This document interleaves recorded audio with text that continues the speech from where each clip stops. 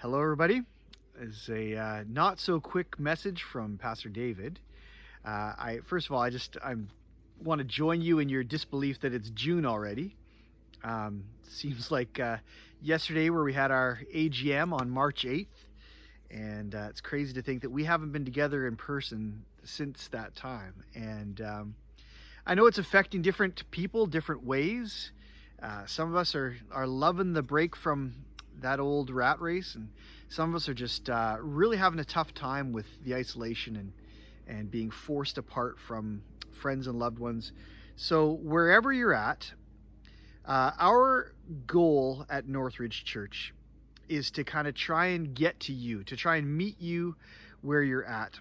And so that's why we've been pushing content into your living room, into your office or den, wherever your computer's set up. We've been pushing it to your phone, trying to stay connected with you and encouraging you to stay connected. We'll get to that a little bit more specifically in a moment. And just so you know, this isn't a sermon, but it's a message that I felt was important enough to bring us all together and get on film so that you can kind of consider where we're at and where we're going.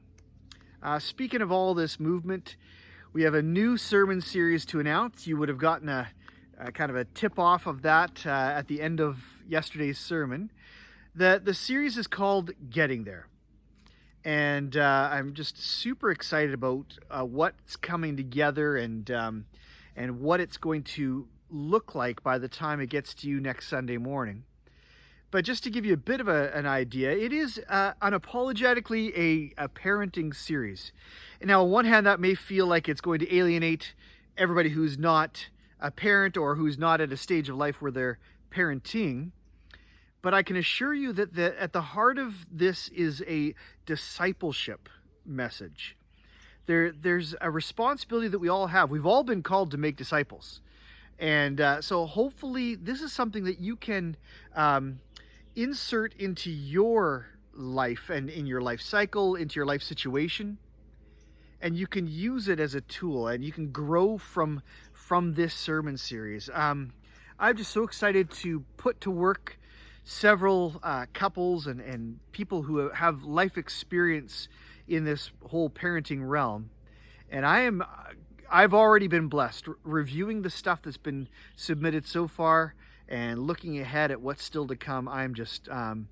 I've been blessed as a parent, and I'm a parent of 16 to 20-year-olds. So hopefully this will hit you where you're at, and you're not going to want to miss it. Another part of this Getting There series is going to be that we're going to send you on a date, whether you're on your own or you've got an extended family that you can go with, or whether you plan on going alone or whether you plan on meeting up with others along the way. We hope you cross paths and interact as you go on these dates, and it's going to be one a week, and they're free and they're local, but they might be places you haven't checked out either in a long time or ever. And we're excited to kind of push you to these spots where hopefully you'll bump into others in a social distanced way. And along the way, we'll have some stuff for you to do and observe and take in and consider on these trips. They're low maintenance. They require very little out of you, but I'm hoping that you'll get a lot out of them. So those are some of the things to look forward to when it comes to our Getting There sermon series. On that note, and here's really the crux of why I'm coming to you today, even though I've got some other things to talk about after this. I can't stress enough how important it is for you to keep meeting as the church. Now, obviously, we are held back from meeting physically, and again, we'll talk about that in just a little bit too. We're held back from meeting physically, but there's something about coming together, carving out that time, knowing that across the city there are other families like you who are coming together to gather around that central piece of Scripture, experiencing that together, and even worshiping together. I don't know if you're aware of this. Hopefully you are. Hopefully we've been bombarding you with this enough. But every week we put together a YouTube playlist of worship songs that are intentionally put together so that you can worship and build up towards the message that we have for you that week. And that's available for you all week just to plug in and worship along to. We even have it on Spotify, a playlist, and it's only 4 songs, but honestly, I don't know how many of you are commuting longer than a 4-song commute. If you are, my condolences, that's a long commute. But plug it in and listen to that Spotify playlist while you're in your car. Play it when you're in the shower, not literally in the shower, but just enjoy and take in, soak in those worship songs, and know that we're worshiping together. Even though we can't be together in body and spirit, we've got a whole congregation of people worshiping to these same songs. So coming back to the central message here, keep in the habit of meeting as the church. This is more than a holiday from a church. This whole COVID thing is more than just a few weeks off of our routine of going to church. This is where we're at, church.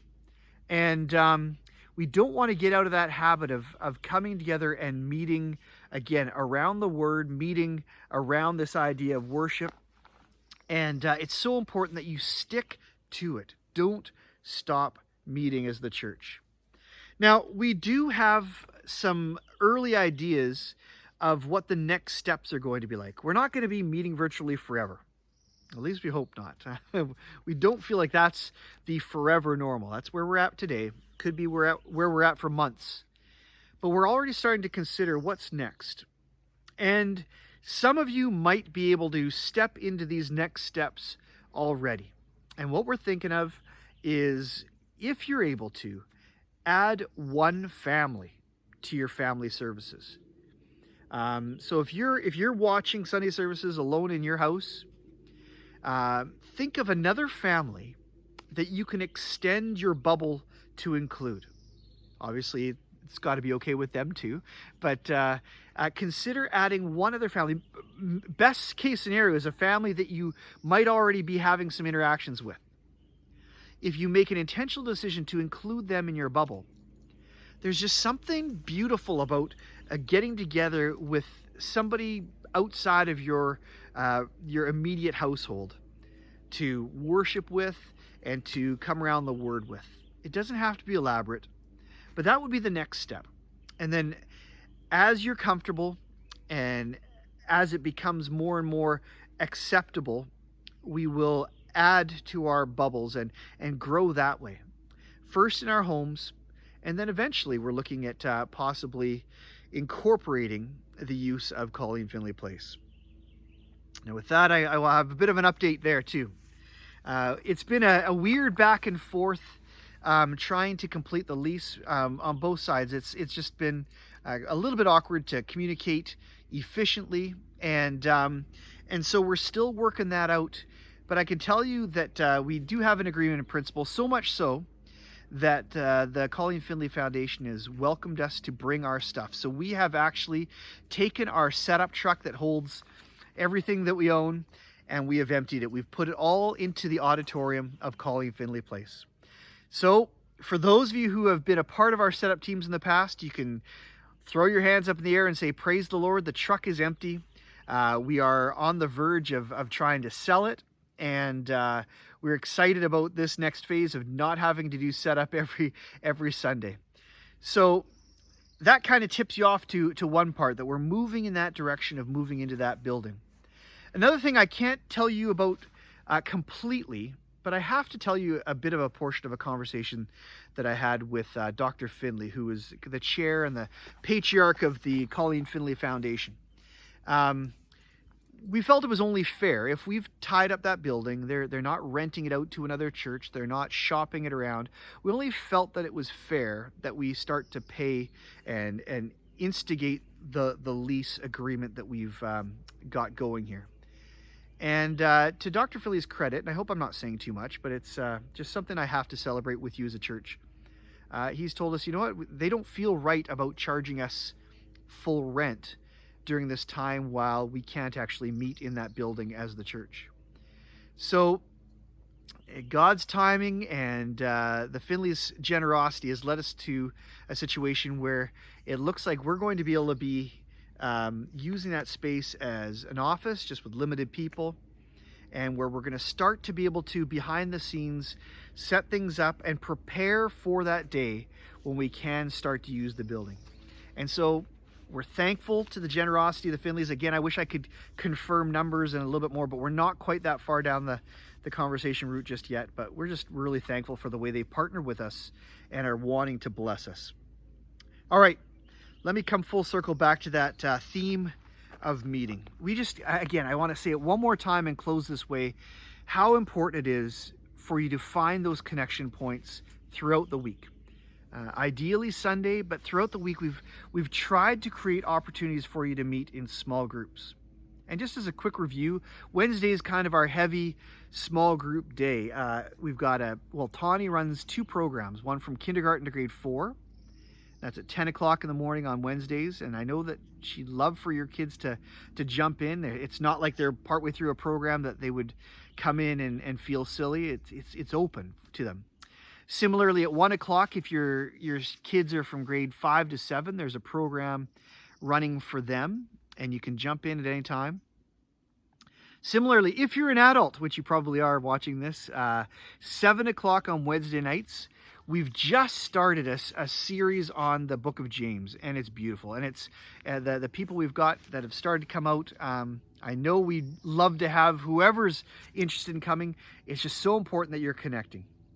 Finally, one more, Sunday afternoons, Tawny also hosts a group for our high schoolers, our youth group called The Movement. That's at 3 o'clock, and once again, it's online, a chance to meet. These small groups are available to everybody. But if you want to connect more deeply and more regularly with another small group, we'd love to add you into a current group, or if you want to start a new group, please reach out to us. Tell us you're interested, and we'll take it from there. All right, I'm looking at my notes, and it looks like I've covered just about everything. Kept it under 15 minutes. So that's the news, church. Thank you for tuning in. Thank you for listening to this entire message. And we look forward to connecting with you through the week, Sundays, and we long for that day when we can be with you again face to face. Until then, be blessed, and we'll see you soon.